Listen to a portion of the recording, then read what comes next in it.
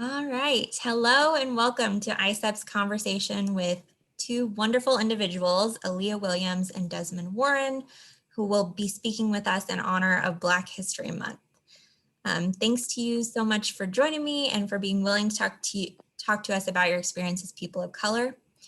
To kick us off, I'll start with introducing myself, and then I'll let Aaliyah and Desmond tell us a little bit about themselves as well. So I'm Bailey Kepford. I'm a University Relations Manager here at ISEP. I work with the Midwest US, the Northeast US, as well as Sub-Saharan Africa. And I'm a member of ISEP's Diversity and Inclusion Task Force, which was the inspiration behind today's conversation. And like Desmond and Aaliyah, I attended Missouri State University as an undergrad, so I immediately thought of interviewing some of my fellow Bears when deciding on who to talk to for this session. And so with that, I will pass it off to ISEP Coordinator Desmond first to tell us a little bit about himself, his role at Missouri State, and his international travel experience. Of course. So like she said, my name is Desmond Warren. I'm Black. I'm originally from Kansas City. I'm pursuing my master's here at Missouri State University in communications. I got my undergrad here as well in public relations and Spanish. And I studied abroad in Mexico for 3 consecutive semesters during my undergrad, which is why I am now the graduate assistant here in the study way office at Missouri State, and I'm now the ISEP coordinator. Thanks, Desmond. And Aaliyah, if you would introduce yourself as well. Hi, everybody. I'm Aaliyah. I studied abroad in Finland at the University of Jyväskylä in 2018 for a semester. I studied education there because my major at Missouri State was child and family development. I'm now working on my master's in early childhood and family development. And so I'm working within my field as a child development specialist. And also I'm working on a certificate in teaching English to speakers of other languages, which was inspired by my time abroad. That's so awesome. I'm so happy that you're doing that, and that you both have been so successful so far. And again, thank you so much for joining me. So we'll jump off first with just a question for both of you. And this is, like I said, the inspiration for this conversation is Black History Month. So my first question for you is, what does Black History Month mean to you? And do you feel like it resonates differently in this time of COVID? I feel like growing up within our education system, Black history wasn't taught, and it wasn't present within my upbringing as much as I would have liked. So Black History Month, I feel the most myself. I feel like I spend a lot of my life unknowingly shrinking myself to fit into societal spaces where I might not be deemed appropriate to be in those spaces, and so when Black History Month is just something intrinsically, my energy just shifts, and I'm happier. I just feel more uplifted. It's a month where I could just connect with Black people just because it's Black History Month, and just we feel the same feelings. And also a lot of with technology today, it's like so many people share so many things during Black History Month that we don't see on our timelines throughout the year. So I'm always learning something that I didn't know, about Black inventors, Black creatives today. And so I just like this month where Black people get to feel secure within themselves and able to share what they're bringing to the world. Yeah, absolutely. I think I completely agree that it's a fun time to learn and to really stop and remember the great impacts of the Black community around the world and in the United States as well. And I wondered, as a follow-up to that, do you think it resonates differently in the time of COVID, especially because we're kind of like there's less community that's going on in person right now because we're all social distancing. So I wonder if you have felt like Black History Month has kind of been more about creating community spaces online, or if there's any other ways that you found to connect with people during this month because of COVID? Yeah, there have been a lot of virtual events this year, more so than any previously. Like the only virtual things before, I think, were just, posts of links and things like that. But now it's like more videos.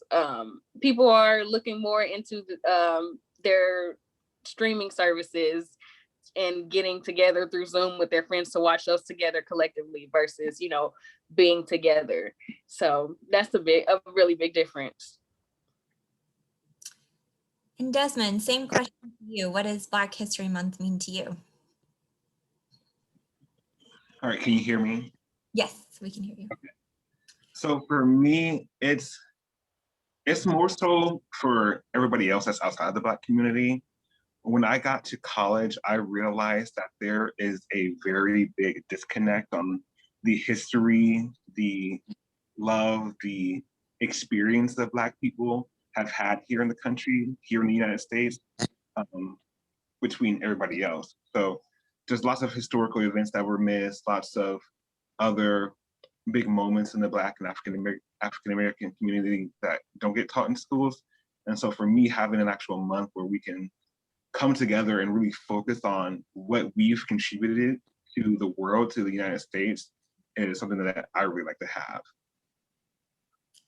Yeah, I agree. It's so amazing every year during this month how much we learn and how much we realize. I know for me personally, it's like how much I realized was overlooked in our education, especially growing up in a place like, small town Missouri, where I, went to Ozark High School, and there's so much there that is not spoken about in terms of the contributions of the Black community to our history. So I completely agree with you on what you're saying with that. And any other thoughts about how it's been different right now because of COVID?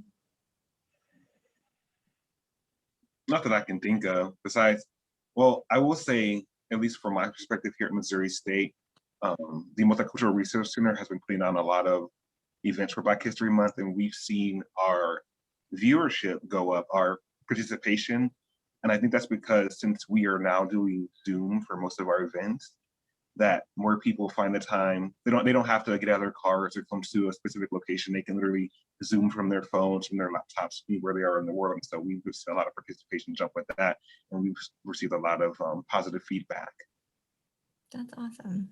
That is one of the perks of COVID. We've all learned how to be on these Zoom calls and be able to attend more things. Okay, great. And now I have another question for you, Desmond. Is there any particular advice that you give to students of color when they come into the study away office at Missouri State when you're advising them?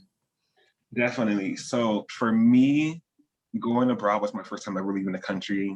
When I got to college as a first-year student, studying abroad wasn't even on my radar, wasn't even in this universe. And so for students of color, specifically Black students, I tell them that this is for them. If I can do it, you can do it. I literally spent 3 semesters abroad in Mexico. So if you want to go even on a short-term program for 2 weeks, or if you want to go for a semester to Tokyo, do it. Because it's up to us to pave that way for those that are coming behind us, to break those cultural barriers. And I just hosted an event a couple of weeks ago for Black History Month where I talked about the Negro Green Book that we used to have to use to travel around the US, and how traveling within the Black community was very much not a reality for a lot of people. It was literally life and death. So now that we have the opportunity in the 21st century to freely travel the country, travel the world, I think it is of the most utmost important that especially Black students take this opportunity to go abroad. So I just try to get on my little soapbox and just preach into their little lives, like, this is for you, you can do it. How can we get this to work out?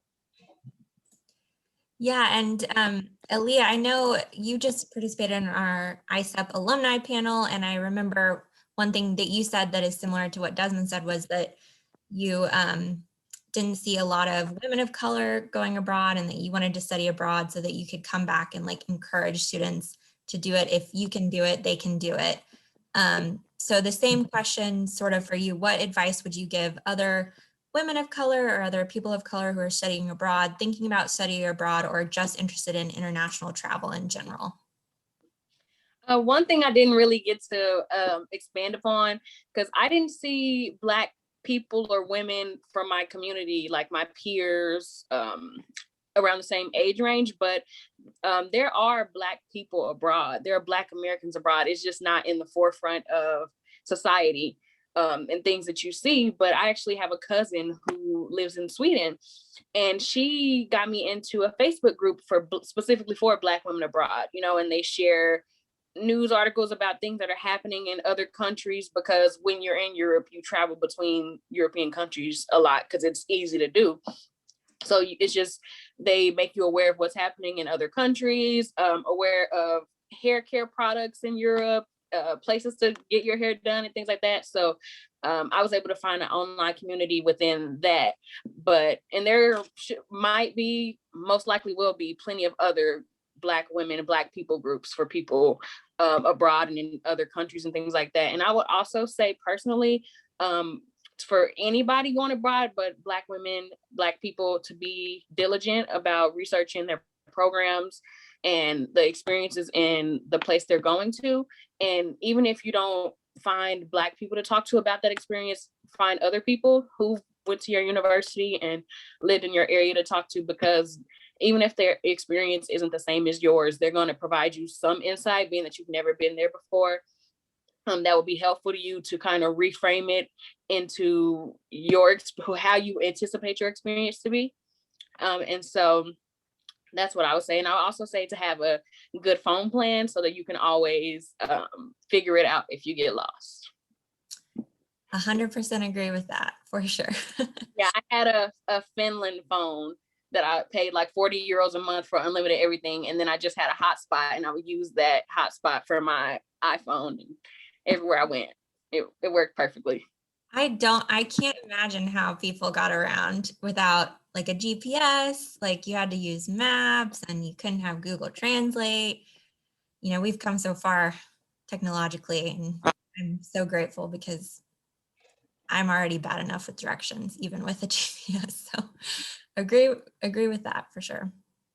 And I also want to add on a little bit. Another thing that I would, or some more advice for Black students going abroad, I would say, don't be afraid to look dumb.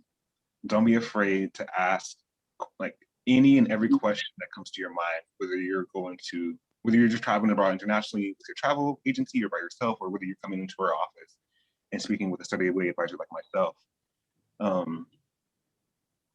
Me going to Mexico, again, like I said, that was my first time ever leaving the country. And so I had a lot of stereotypes in my mind of how Mexicans live. I believe the media, as far as that they lived in very poor conditions, that there was very little infrastructure, things of that nature. And so I came into our office, literally, I came in here multiple times throughout the planning process of my program, sometimes 3-4 times a week. And I would sit down here with my study advisor, back then, Ashley Ryan, and would ask her, like, hey, what's the racism like in Mexico? Am I going to be able to find my hair care products? What's the currency exchange like? What are Mexican pesos like? What is different currency, stuff like that?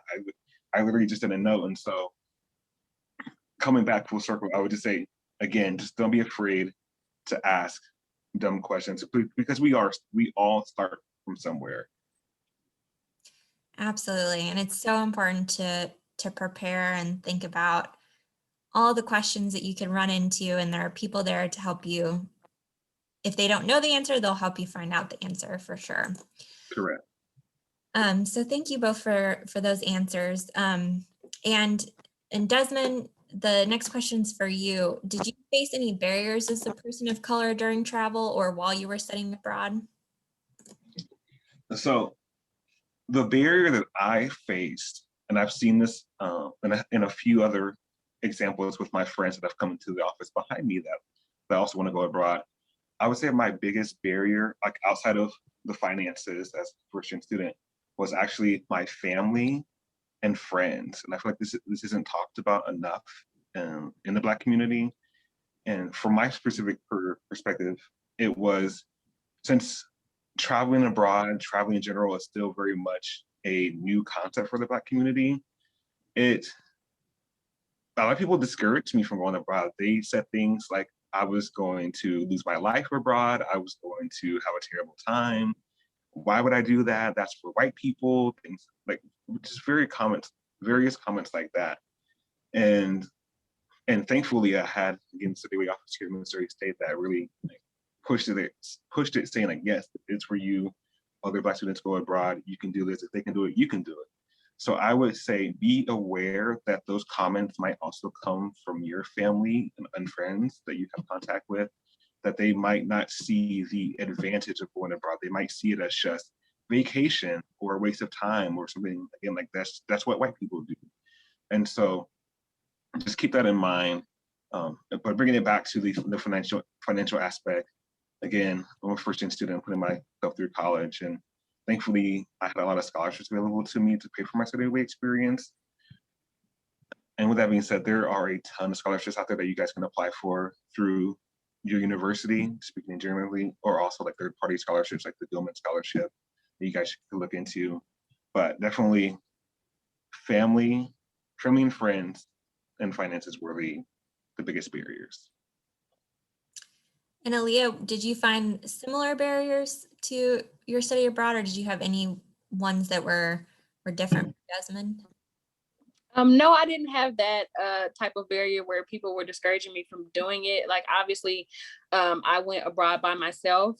So my safety was a big concern for my family, but they never, wanted to discourage me from having that experience, because I knew since I was in high school that I wanted to study abroad. So I was going to do it when I got to college. But I think my biggest barrier was my personal barrier.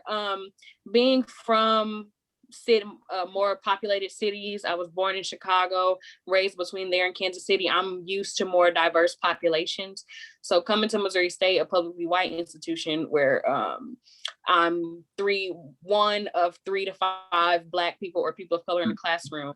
And also that being the same abroad, I had to kind of get over my own uncomfortability with being the only Black ISEP student there, but I found other Black and brown people that I met, and I befriended them. But just being able to fully experience my time abroad without letting the uncomfortability of being the odd one out, because it's an intrinsic thing, feeling different because you are different.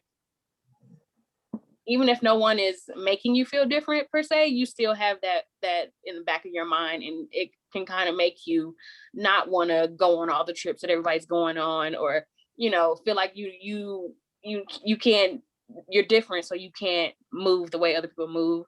But so yeah, that was my biggest thing, and it was a personal barrier. Yeah, I can imagine that would be hard, and I'm just impressed that both of you guys were able to overcome those barriers and that you're able to talk about them and encourage other students, because I know that other students have those barriers and maybe even others, and they're just, looking for someone to tell them that they can do it, and I'm so glad you guys are able to say that you did it and that you've really had a great experiences, and have obviously used those experiences as you've gone along in life since then. And so that's really inspiring to hear from you both about that. And so Aaliyah, another question for you is, and we kind of went over this a little bit, but what is something about the Black student experience abroad that you think people should know if they don't identify as members of the Black community? I think more of also an intrinsic thing that people don't realize is that Black people have to work harder than most people to make ourselves palatable or likable to non-Black people, because based on societal stereotypes, our skin, our hair, our bodies, they speak for us before we even open our mouths. And so it takes a lot of inner maneuvering to feel like you're accepted in so many situations. So I think being culturally aware and culturally competent and understanding your privilege is and how to accurately use it to support and uplift Black people and marginalized groups is like the biggest things that people can do for other people, whether it's abroad or home side. So, and a social media account that I follow that a friend recommended to me is called So You Want to Talk About It. And it doesn't just focus on Black issues, it focuses on world issues, climate change, mass incarceration, voter rights, and all these different issues. They talk about it and they give you the facts and the resources to go out and research it yourself. And it's on Instagram. So that's something I would recommend for people to become more culturally competent, more socially aware. Well, I will, when I turn this video into a blog post, I'll link to that so people can check that out, because that sounds really like a cool resource. So thank you for sharing that. And then Desmond, actually Desmond or Aaliyah can answer this one. Let's see. I've lost my place now. So students of color often assume there are barriers to studying abroad before they even begin the process. They can't afford it. It's not meant for them. Maybe even they don't know who's gone abroad in this capacity. What can we all do in international education to make sure these issues are addressed? Do you have any suggestions? Not saying, you know, you guys need to solve the problem or anything, but like any thoughts or ideas for the international education community? And I'm also asking because it's something that ISEP and myself on the Diversity and Inclusion Task Force want to like consider as well, and we're thinking about and wanted to hear both of your ideas if you have any in that regard. I can go first. So I believe that it's up to the organizations, it's up to the study weight offices, it's up to ISEP to be the ones who initiate the conversations, who initiate going and doing the research on why aren't Black students studying abroad, or how can we reach this demographic, and then taking that information and actually implementing projects or initiatives or programs that cater to those specific weak points, whether it be adding more funding or whether it be passport support or visa support or just things of that nature. It just takes a lot of that forward thinking. Absolutely, because we're the data holders, so we know, you know, how many students that we're sending abroad and how disproportionate sometimes the demographics are, and where those weaknesses are, and how we can, you know, identify why is that, and asking those questions of ourselves. So I think that's really important for every international education office or organization to think about, is we have the data that we can look into ourselves and see where are our shortcomings, and then, like you said, do the work to figure out where we can start filling needs and breaking down those barriers that you guys mentioned, like financial barriers. So I think that's great. What about you, Aaliyah? Did you have anything else you'd like to add to that one? No, Desmond said it perfectly. Yeah. That was exactly what I would say. Perfect. So I guess we have one other question that both of you guys can feel free to answer. And then I would the last question is just if you have anything to add, but is there any role model within the Black community that you both have had that you wanted to share with us today? I'll go first. I don't have a role model, but I did but I came across the Black travel movement. So you can Google that. And there are tons of organizations, travel organizations and Instagram communities, Facebook communities that are dedicated to Black people going abroad and traveling. And actually, if you just search it on YouTube, there's a video that Time magazine did a few years ago where they highlighted the Black travel movement. And for me, watching that, I was just like, goals. I want that to be me in Dubai, having the time of my life, riding camels on the beach, like just doing the whole thing. And so, again, and it goes back to seeing that representation, seeing other Black people, other people of color, living the life that you want to have, and seeing that it's not just for middle class white males who are doing this, but it's normal Black folk like me and you. And so it's every time I just see Black people going abroad, I'm like, yes, do it. Yes, I love to see it. So that's what I have to say about that. Perfect. And Aaliyah, I guess a better question is there any person or any inspiration within the Black community that you've recently kind of really enjoyed and want to share with us? Well, I can't say in the Black community per se, in regards to travel, but my mom is my role model. She's the blueprint for my life. I'm a triplet. She had me when she was 21. She was in her junior year of college at Grambling University. She went to a HBCU, and she studied abroad actually in Mexico. So she was all for me having my experience, and she showed me that, you know, the strength and resilience of a Black woman. And so I always grew up feeling like there's nothing that I can't attain, you know, with the right plan. So my mom is definitely my biggest inspiration, my biggest role model. She's the battery in my back for everything I do, my biggest supporter. So yeah, but obviously Michelle Obama, Angela Rye, Simone Sanders, Maxine Waters, like just people in the fighting unapologetically for Black rights are also my role models. But my mom is in the number 1 spot. I'm gonna make her watch this video. Like I'll say, I just gave a whole speech about you. You need to watch this video. Shout out to Aaliyah's mom. Yeah. That's great. And it's cool that you're a triplet. I'm actually a twin too. So yeah. Shout out to. She actually studied abroad before me. She went to Harleston. I think that's how you pronounce it in UK. So did she go to University of Evansville? Because I know they work with Harleston. No, she went to Baker University. Oh, okay. Now she goes to UMKC, but when she went there, she was at Baker. Gotcha. Cool. Well, my last question was just like anything else that you'd want to share with the ISEP community. Now is your chance. Just feel free to let us know any other thoughts that you have before we close out today's interview.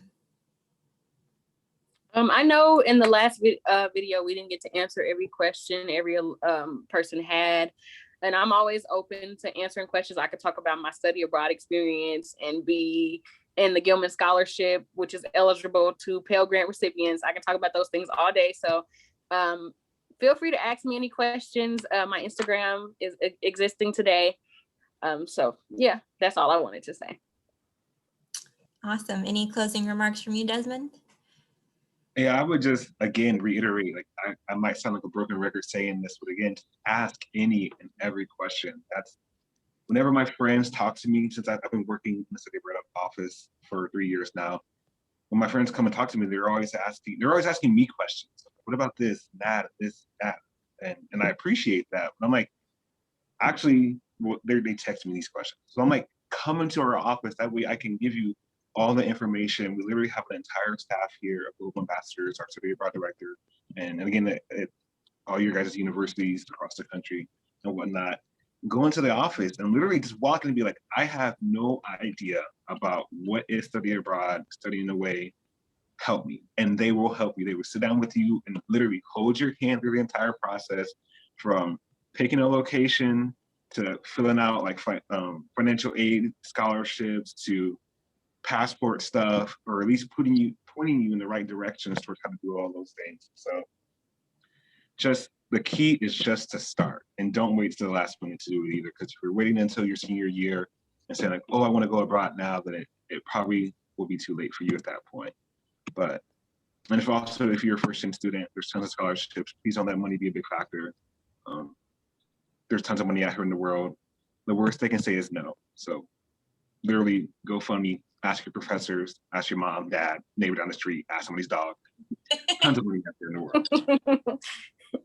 Absolutely. I totally agree. And even if you're not sure what questions you want to ask go in and say, I don't know what questions I want to ask. What are the most common questions? And the office that you go to, they will have the most common questions and be able to help you with that. So it's just about making that appointment, walking through that door, and getting started. And it's a life-changing experience. And I can hear that from you, Aaliyah, and I can hear that from you, Desmond, how much study abroad has been great for both of you. And that's so refreshing to hear because, it just makes me, as someone working in this industry, just feel like it's so meaningful to hear about individuals' experiences and how you powered through those barriers and it did something that you'd wanted to do and that you were motivated to do. Exactly. Now I'm bilingual. I got my study away experience led me to getting my master's paid for free. I'm getting paid to sit here and talk to you guys right now by my graduate assistant stipend. Found the love of my life. I'm about to be proposing to my girlfriend here in a few months. She doesn't know that yet. But she doesn't know when. So keep Hopefully on she'll that watch this video. You guys can also find your love life abroad. So if that doesn't motivate you, I don't know what will. Yeah, and I loved your Valentine's Day social media campaign in Missouri State where you talked about one of them was your story about finding love. I thought that was amazing. And obviously, if you find a partner abroad, that is definitely a life-changing, thing. So it just goes to show how it can really affect the course of your life to travel, and especially if you're doing study abroad because you're doing it for an extended period of time. So you're really having a long period to grow and to change and to meet people from all over the place and to expand your worldview. And it's just so important. So yeah, any other things that either of you would like to add before we end the interview? Nope. I'm good. All right. Well, thank you guys both so much for joining. It's been so fun talking to you. And I will be posting the recording to our website with a little commentary and some links and things. So that will be forthcoming. And I'm going to say farewell and stop the recording. So Thank you. Bye.